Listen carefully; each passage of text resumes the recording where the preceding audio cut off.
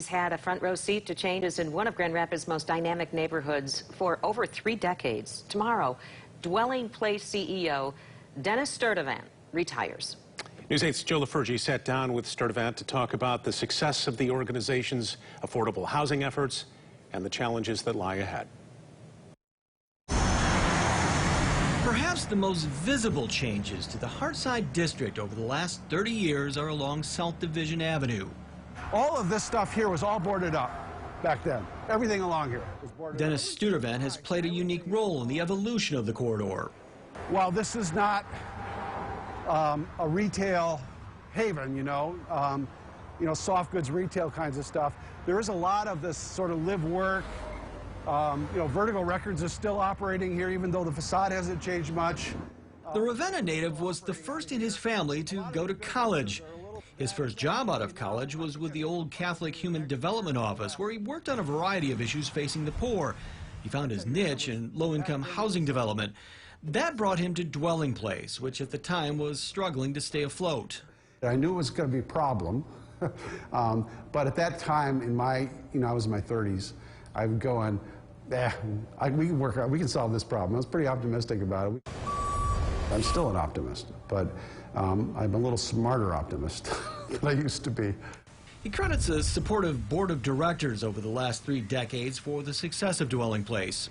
Trying to figure out a new way to do something and having people going, well, that sounds a little risky, but you've done this before, let's try this out.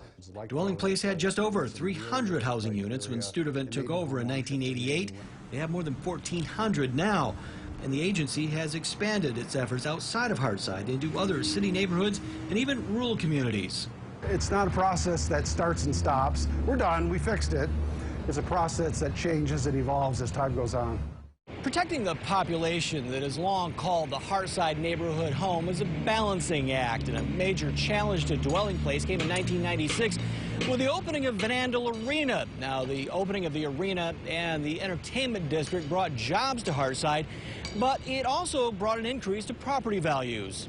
You don't want to say to someone, now that it's better, we're going to ask you to leave, please. You really want to make sure you have opportunities for people so that gentrification, you get the good parts of gentrification, but you don't get the bad parts. Yet Grand Rapids' homeless problem remains. From Heartside Park to Monroe Center and beyond, getting the funds needed to create more affordable housing is a challenge, but Sturdivant says providing the homeless with a place to live is only part of the equation. Outside factors like physical and mental health services play a role in that effort. So does the changing economy.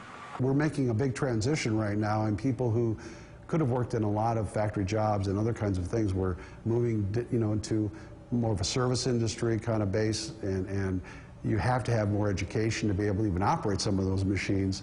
Still, Sturdivant is confident in the future of Dwelling Place. As for his future, only time will tell. It doesn't turn off at 68 years of age. That feeling that you want to make a difference continues on. And I don't know how that'll happen, and maybe that's the exciting part. In Grand Rapids, Joe LaFurgey, News 8.